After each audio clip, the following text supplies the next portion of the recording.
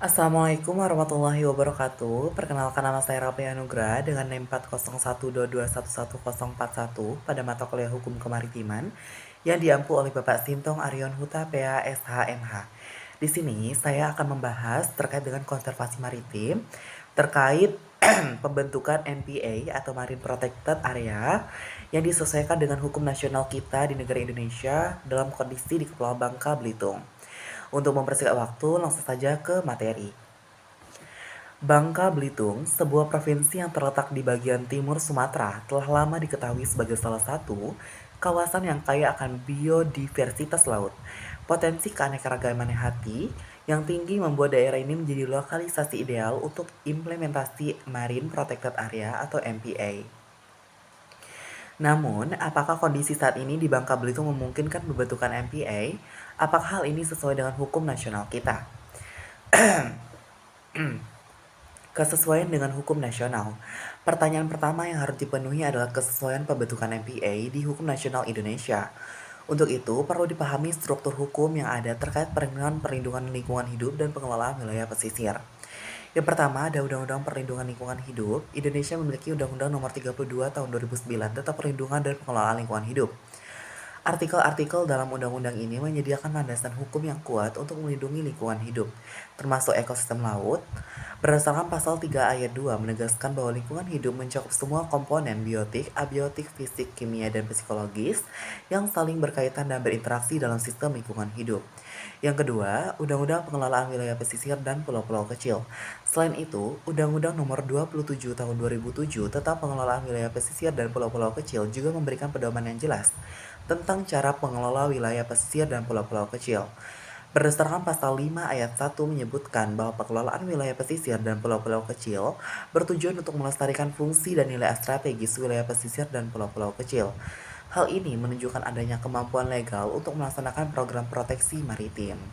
Selanjutnya, keanekaragaman hayati. Keberadaan keanekaragaman hayati yang tinggi di Kepulauan Bangka Belitung merupakan aspek penting dalam justifikasi pembentukan MPA. Daerah ini dikenal karena memiliki banyak spesies unggulan seperti ikan pari, hiu, dan terumbu karang yang masih relatif belum dimanfaatkan secara optimal.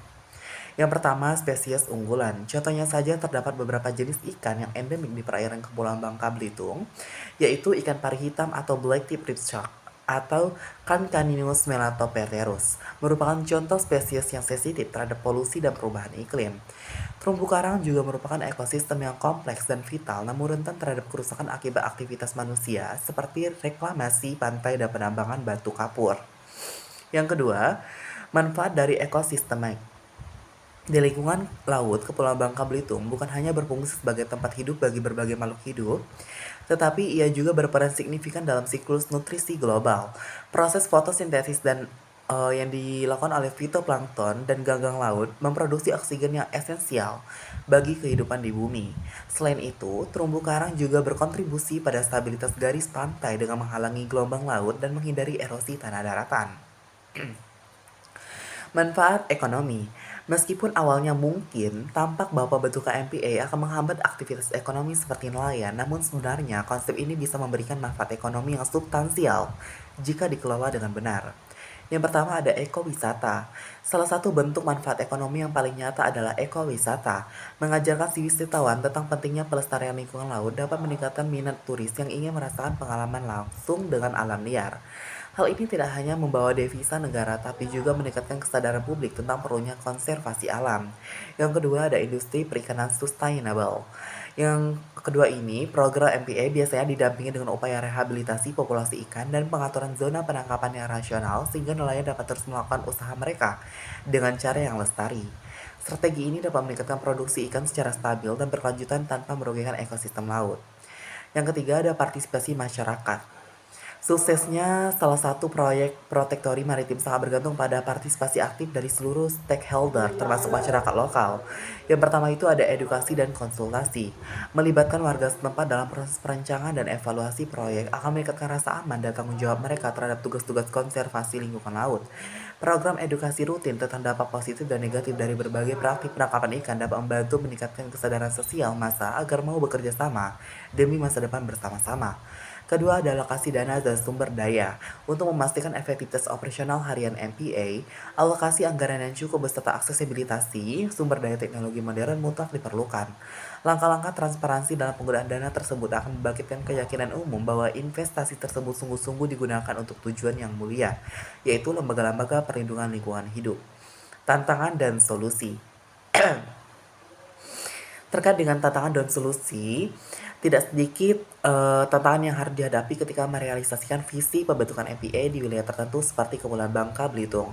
Yang pertama, adanya penegakan hukum. Satu di antaranya adalah soal penegakan aturan efektif terhadap perilaku illegal fishing activities seperti penyitaan barang-barang hasil tangkapan ilegal maupun pemberian sanksi administratif kepada para pelanggarnya.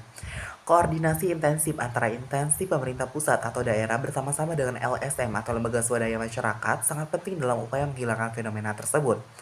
Yang kedua, integrasi politik sosioekonomi. Implementasi suatu proyek besar seperti ini tentu saja butuh integrasi politik sosioekonomi yang harmonis supaya berhasil memaksimalkan.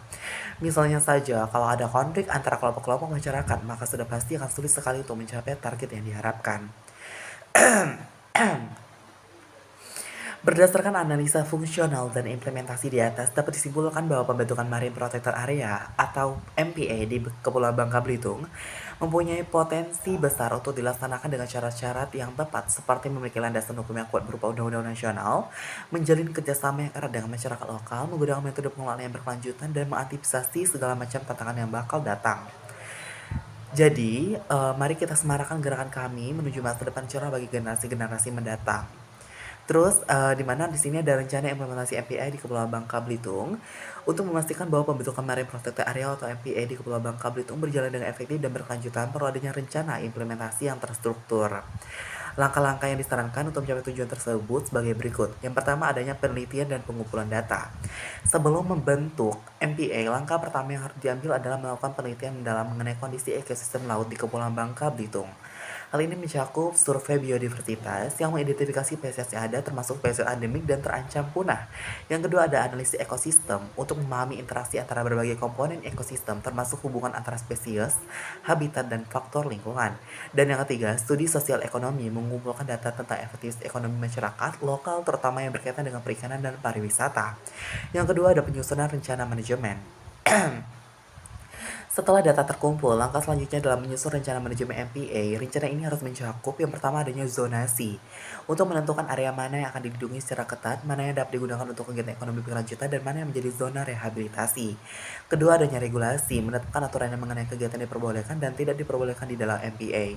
Dan yang terakhir ada monitoring dan evaluasi untuk membangun sistem untuk memantau kondisi ekosistem dan efektivitas pengelolaan MPA secara berkala. Yang ketiga ada keterlibatan stakeholder. Keterlibatan semua pihak terkait sangat penting dalam proses pembentukan MPI ini. Hal ini termasuk masyarakat lokal, pemerintah daerah, dan lembaga swadaya masyarakat yang telah dijelaskan di atas sebelumnya. Yang keempat ada edukasi dan kesadaran publik.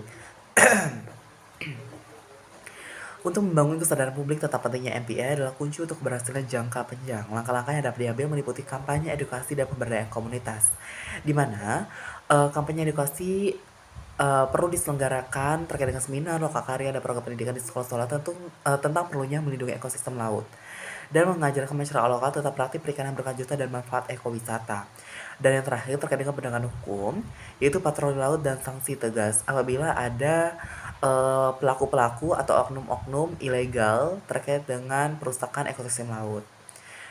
Selanjutnya ada studi kasus tentang keberhasilan MPA di negara Indonesia ini. Yang pertama adalah di Taman Nasional Bunaken, di mana Taman Nasional Bunaken di Sulawesi Utara merupakan salah satu contoh sukses dalam pengelolaan MPA. Dengan keanekaragaman hayati laut yang luar biasa, Bunaken telah berhasil menarik wisatawan dari seluruh dunia. Selain itu, masyarakat lokal dilibatkan dalam pengelolaan pariwisata sehingga mereka mendapatkan manfaat ekonomi dari keberadaan Taman Nasional tersebut. Yang kedua, ada Taman Nasional Komodo juga menunjukkan bagaimana pengelolaan yang baik dan menguntungkan semua pihak dengan mengatur akses wisatawan dan melindungi habitat komodo serta ekosistem lautnya. Taman nasional ini tidak hanya melestarikan spesies langka, tapi juga meningkatkan pendapatan masyarakat setempat melalui pariwisata berkelanjutan. Baik, demikianlah pemaparan materi terkait dengan pembentukan MPA di Provinsi Kepulauan Bangka Belitung. Yang dihubungkan atau dikaitkan dengan undang-undang nasional di negara Indonesia kita sendiri. Untuk kurang dan lebihnya, saya mohon maaf. Saya ucapkan wabillahi taufiq wal hidayah. Wassalamualaikum warahmatullahi wabarakatuh dan terima kasih.